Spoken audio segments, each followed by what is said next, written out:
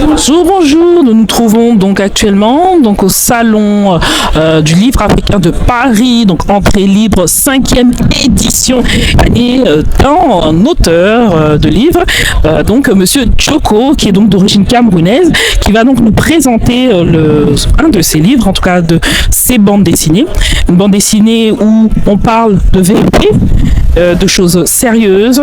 On parle de 3 générations de lutte anticoloniale au Cameroun.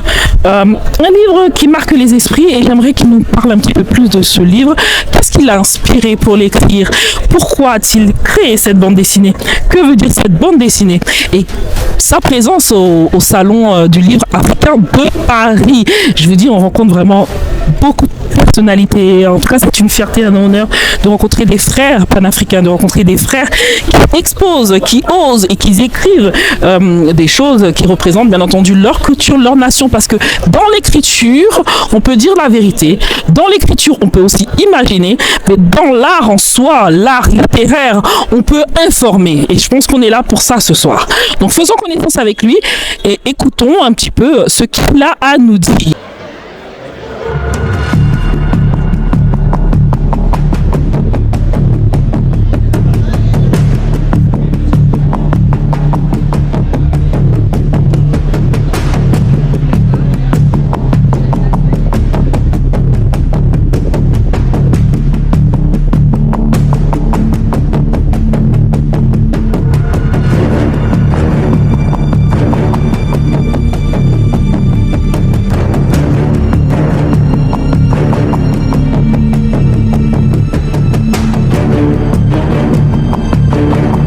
Bonjour Dunia, alors je suis Djoko, je viens du Cameroun et je présente mon ouvrage sur le salon du livre africain. Je suis venu présenter cette bande dessinée dont le titre est Résistance, 3 générations de résistance anticoloniale au Cameroun. Alors dans l'ouvrage, on a la première génération de résistance qui est la génération qui a lutté contre le pouvoir allemand au Cameroun. La deuxième histoire, c'est l'histoire des femmes comme dans le nord-ouest du Cameroun. Elles ont mené une lutte contre le pouvoir colonial anglais dans les années 58. Et la troisième histoire, c'est l'histoire de André Blaise et Sama qui, lui, a commencé sa lutte pour la décolonisation de la mémoire collective à Douala depuis 2013. Alors, la particularité de cet ouvrage, c'est que nous essayons de raconter l'histoire du point de vue des personnes qui ont subi le colonialisme. Et donc, on met en avant les stratégies de lutte qui ont été mises en place par les populations au niveau local pour lutter contre le colon. Par exemple, dans l'histoire, la première histoire qui est la résistance contre le pouvoir colonial allemand, il s'agit ici de la lutte du peuple Sawa dont le visage principal s'appelle Douala Mangabel. Voilà, donc c'est un peu le résumé qu'on peut faire de cette bande dessinée qui à la base est un instrument éducatif parce qu'on l'a produit au départ d'abord pour pouvoir parler de la colonisation du point de vue de la résistance en milieu scolaire. Pourquoi avoir écrit ce livre? Qu'est-ce qui vous a inspiré? Bien, alors, comme je venais de le dire, ce qui a inspiré la production de ce contenu, c'est qu'en tant que... Moi, je suis simplement le représentant de mon association. Nous sommes une association, nous sommes basés en Allemagne et nous travaillons dans le milieu éducatif. Alors, pour aborder les questions de résistance, on s'est dit c'est un sujet qui est assez complexe et il y a beaucoup de textes à lire. Et comme on voulait que le contenu soit accessible à tout public, on a donc pensé à produire une bande dessinée. Et donc maintenant...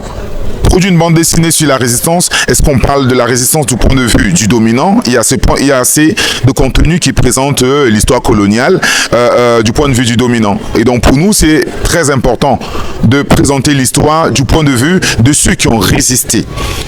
Voilà. Félicitations. Est-ce que par exemple, qu'est-ce que vous attendez ici? Qu'est-ce que vous attendez? Alors, ce que j'attends, je suis, comme je l'ai dit tout à l'heure, nous sommes basés plus en Allemagne. Donc, le livre, normalement, il est publié en allemand. Et donc, il est diffusé en Allemagne depuis 2019, sauf qu'il n'est pas connu du public francophone et anglophone parce qu'effectivement, c'était en anglais, c'était en allemand. Et, alors, ce qui m'amène au salon, justement, c'est déjà de présenter mon ouvrage au public qui arrive, mais aussi de trouver une maison d'édition avec laquelle je pourrais produire, me faire éditer pour être diffusé dans les pays francophones et anglophones. Voilà.